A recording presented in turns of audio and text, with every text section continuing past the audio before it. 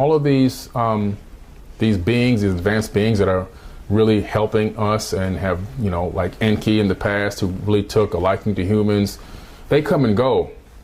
But when they come and go in their geological timescales, because of their lifespans, it's not that long, a blink of an eye. It's like going around the corner for some groceries. To us, from our perspective, because our lifespans have been so shortened and cut, it seems like thousands of years.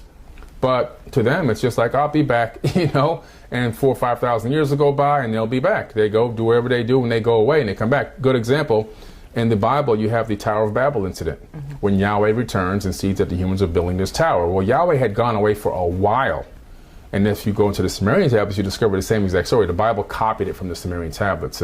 Yahweh is Enlil, Enki's brother. Yes. The evil one, the true Satan, the Satan, the Lord of Eden. That was his name. But he had gone away and to wherever they go when they leave, whether other planets, other soul, who knows where they go.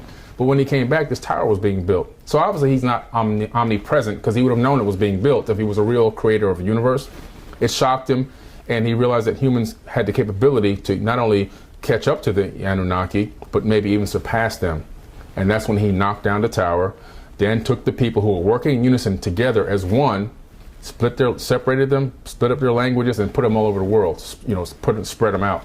Then they put genetic markers on the people, creating Asians, this, that, everybody was one. Then became, I'm an Asian, I'm an African, I'm a man now, I'm an indigenous person.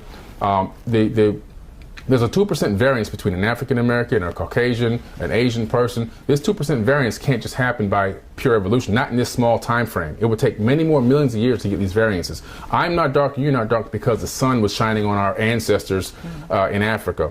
We're dark, this color of melanin, because of a 2% variance in genetic material that has now been scientifically proven. It's peer-reviewed biology, it's real science. So this variance in genetic material is what makes different races. This was done, and also another thing that was done by him was he fused chromosome number 2 and put a telomere cap on each end so that we could only live to 120 years maximum.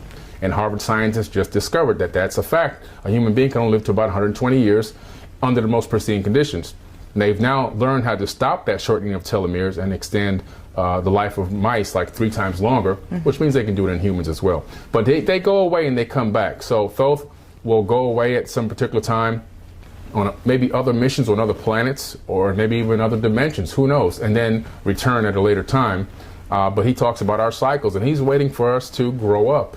And so I think a lot of the other possible benevolent ETs that are out there, they're waiting for us to get to a point where we overthrow this oligarchy, this 1% that's running 7 billion people. That's got to end.